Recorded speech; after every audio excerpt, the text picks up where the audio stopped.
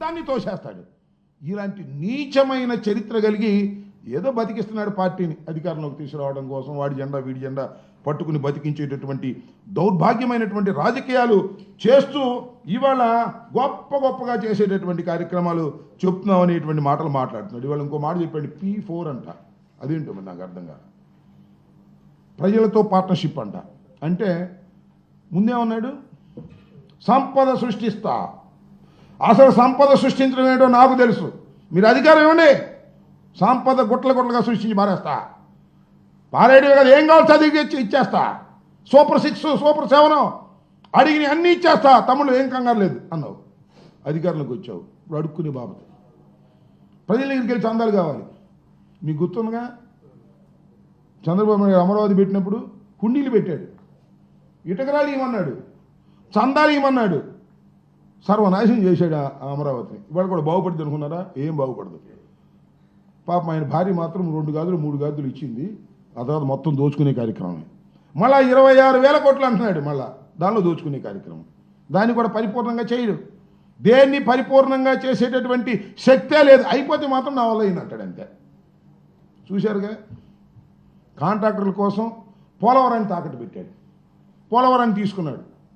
మొన్న అంటున్నాడు మళ్ళీ, నేను చూసా, జగన్మోహన్ రెడ్డి గారు తప్పిద్దాం అంట. వినండి అయ్యా, అదేంటి అంటే డయాఫ్రమ్ వాళ్ళు వేసేసిన తర్వాత జగన్మోహన్ రెడ్డి గారు కాఫర్ డ్యాములు క్లోజ్ చేయలేకపోయాడంట. ఇది ఎక్కడ కూడా పోయా నాకు అర్థం కాలేదు. ఎవరిని అడిగినా చెప్తాడు కాస్ట్ ఇంజనీర్ని. అసలు కాఫర్ డ్యాములు కంప్లీట్ కాకోకుండా డయాఫ్రమ్ వాళ్ళు వేయడానికి వీలేదయ్యా బాబు అంటే జగన్మోహన్ రెడ్డి గారు వచ్చి కాఫర్ డ్యాములు క్లోజ్ చేయలేదంటాడు. నాకు అర్థం కాదు. వెనకది ముందు వెనకది. అదేమంటే మేధావి, అపర మేధావి, మాట్లాడటానికి వీల్లేదు. పత్రికలు ఊరుకోవు. ఈనాడు, ఆంధ్రజ్యోతి, అది ఇది ఓ రోజు మా మీద పడతా ఉంటాయి. నాకు అర్థం కాల. ఇలాంటి దౌర్భాగ్యమైనటువంటి కార్యక్రమాలు చేసేటటువంటి పరిస్థితికి వాళ్ళ చంద్రబాబు నాయుడు గారు దిగజారిపోయి మాట్లాడుతున్నాడనే విషయాన్ని మీకు ఈ సందర్భంగా గుర్తు చేస్తున్నాను. సింపుల్గా ఇన్వెస్ట్ చేస్తాడు, భారీగా బెనిఫిట్ అవుతాడు. చంద్రబాబు నాయుడు లక్షణం అది. ఇట్లా అన్నాడే, 2 ఎకరాలు 2 ఎకరాలతో ప్రారంభమయ్యాడు పాపం. ఇవాళ ఎన్ని వేల కోట్లండి, ఎన్ని లక్షల కోట్లండి. ఇవన్నీ కష్టపడి శిక్షాదికి సంపాదించాడా? నాకు అర్థం కాల. లేదా మీ నాన్నగారు సంపాదించాడా? దోచుకోవడమేగా పని, అవినీతిగా పని. అధికారంలోకి వచ్చిన దగ్గర నుంచి అవినీతి తప్ప రెండో పనే లేదు. దోచుకోవటం, దోచుకునే కొత్త మార్గాలు అన్వేషించేటటువంటి కార్యక్రమం. ఏమి నీ చరిత్ర? హైదరాబాద్ టక్కన దొరికిపోయావే, క్యాష్ ఇస్తా ఎమ్మెల్సీకి. ఇవాళ ఈ దేశంలో, భారతదేశంలో ఆంధ్రప్రదేశ్ అంత ఎక్కువ ఖర్చు ఎన్నికలకు అవుతుంది అంటే చంద్రబాబు నాయుడు దానికి కారణం. ఆయన డబ్బులు దోచుకోవడం, జనానికి పంచడం, ఎన్నికల్లోకి వెళ్ళటం అనేటువంటి ఒక దుష్ట సాంప్రదాయాన్ని అతి వేగంగా తీసుకొచ్చినటువంటి వ్యక్తి నారా చంద్రబాబు నాయుడు గారు అనేది ఈ సందర్భంగా నేను మనవి చేస్తున్నాను. సరే, చంద్రబాబు నాయుడు గారు ఎట్లా ఉంటే వాళ్ళ అబ్బాయి ఉండడం, ఇంకో ఆయన లోకేష్ గారు. అనుభవం ఉందో లేదో నాకు తెలియదు, అర్హత ఉందో నాకు తెలియదు, కానీ చంద్రబాబు నాయుడు గారు కుమారుడు కాబట్టి అడ్డగోలుగా వచ్చి మంత్రి అయ్యాడు, పరిపాలన చేశాడు. డామును మునిగిపోయింది, ప్రభుత్వం పడిపోయింది. మళ్ళీ మంగళగిరిలో గెలిచాడు. మొన్న గాలిలో 3 జెండాలు 4 జెండాలు పట్టుకోవటం వల్ల గెలిచాడు, మళ్ళీ మంత్రి అయ్యాడు. ఇవాళ విర్రవీగుతూ ఉన్నాడయ్యా దుంపదేగా. ఇవాళ చూసి నేను మాట్లాడుతాను, రెడ్ బుక్, ఎక్కడికి వెళ్ళినా రెడ్ బుక్ అంటే చర్చ జరుగుతూ ఉంది. బాగానే ఉంది. రెడ్ బుక్ చూస్తేనంట కొందరికి గుండె జబ్బు వస్తుందంట, కొందరేమో బాత్రూంలో పడి చేతులు ఎడగొట్టుకుంటున్నారంట. వ్యంగ్యం రాజా, భలే వ్యంగ్యం మాట్లాడతావు రాజా నువ్వు. అంటే రెడ్ బుక్ చూసి మా నానికి గుండె జబ్బు వచ్చిందంట, కొడాలి నానికి.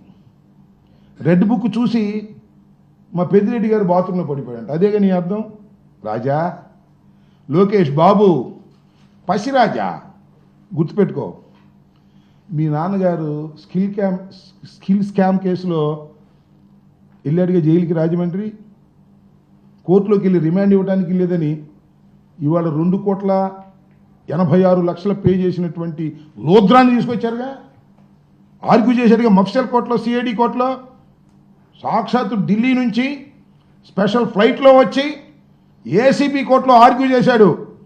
చంద్రబాబు నాయుడు గారిని రిమాండ్కి పంపడానికి వీల్లేదు, రిమాండ్ తిరస్కరించండి అని. అయినా కోర్టు వారు, న్యాయస్థానం, జ్యుడిషియరీ సాగనంపారు. కోర్టుకు వెళ్ళాల్సిందేను, జైలుకి వెళ్ళాల్సిందని. వెళ్ళిన తర్వాత రాజా లోకేష్ మీ నాన్నపాట్లు ఏం పడ్డారయ్యా, దద్దురు అన్నారు. దద్దుర్లు కింద దాకా వెన్నుపూసు కింద దాకా వచ్చేస్తున్నాయి అన్నారు. రాత్రిపూట దోమలు కొడుతున్నాయి అన్నారు. అంతేకాదు శరీరంపై పొక్కులు ముడుస్తున్నాయి అన్నారు. మాకు తెలియదు, మీరన్న మాటలే మీడియాలో. మా నాన్నగారికి శరీరం మీద పొక్కులు ముడుస్తున్నాయండి అన్నారు. అంతేకాదు 750 మంది డ్రగ్స్ తీసుకునేటటువంటి ఖైదీలు ఉన్నారు, దానిలో మా నాన్నగారికి ప్రాణానికి ప్రమాదం అన్నారు. ఉనికిపోయారు. ఇది ఒకటే తక్కువ.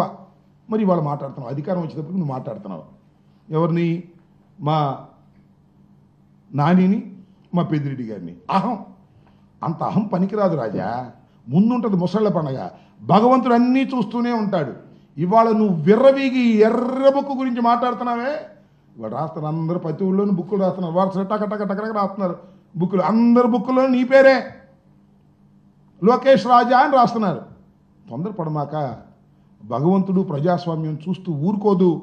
ఎగతాళిగా గేలి చేసేటటువంటి కార్యక్రమాలు చేస్తే ఆవిర్భావ దినోత్సవాన్ని మర్చిపోయి ఎగతాళి దినోత్సవంగా మార్చేసేటటువంటి కార్యక్రమాలు చేస్తే కాలం సహిస్తూ ఊరుకోదు, ప్రజలు సహిస్తూ ఊరుకోరు. తెలుగుదేశం పార్టీకి పనిచేసిన వాళ్ళు అయ్యా మాకు పదవులు కావాలని తిరుగుతున్నారు, కాగితాలు ఇస్తున్నారు, వాళ్ళ సంగతి చూడవయ్యా అంటే ఏం కాదు. కక్ష సాధింపులే ప్రధాన ధ్యేయంగా ఇవాళ నడుపుతా ఉన్నారు. మీ ఆవిర్భావ దినోత్సవం రోజు కూడా మేము సూపర్ 6 చేయము, ఇచ్చిన వాగ్దానాలు నెరవేర్చము, కానీ ఎవరన్నా మాట్లాడితే లోపలేస్తాం, ఎవరన్నా సోషల్ మీడియాలో మాట్లాడితే కేసులు పెడతాం. కోర్టులు ఏ విధంగా స్పందిస్తున్నాయో చూడమని మనవి చేస్తున్నా. మా ప్రేమ్ కుమార్ని అరెస్ట్ చేసినందుకు కోర్టు వారు ఏ విధంగా వార్నింగ్లు ఇచ్చేటటువంటి పరిస్థితి వచ్చిందో ఆలోచించమని మనవి చేస్తున్నా. కాబట్టి మీ రెడ్ బుక్ రాజ్యాంగం కానీ లేదా మీరు ఇచ్చినటువంటి వాగ్దానాలను అమలు చేయకోకుండా పారిపోయేటటువంటి ఒక పిరికి బందల్లాగా మోసగాళ్ళలాగా వ్యవహరిస్తున్నటువంటి మీకు 43వ ఆవిర్భావ దినోత్సవం మీది కాదు. పాపం నందమూరి తారక రామారావు గారిని, వారిని అతి దారుణంగా వెన్నుపోటు పొడిచి లాక్కుని ఇవాళ కబ్జా చేసి మీ ఇద్దరు మాట్లాడుతూ ఉన్నారు.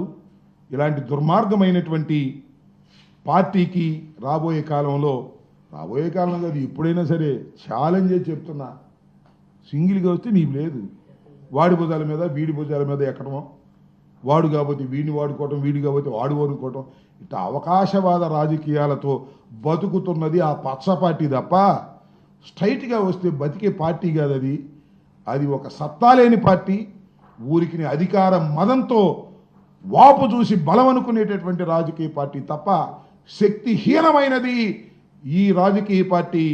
43వ ఆవిర్భావ దినోత్సవాన్ని తీసుకొని 44వ ఆవిర్భావ దినోత్సవానికి ప్రవేశిస్తున్నటువంటి మీ పార్టీ ఒక పేక మేడ లాంటిది. ఎవరిదైనా పడిపోద్దనే విషయాన్ని గుర్తుపెట్టుకోండి.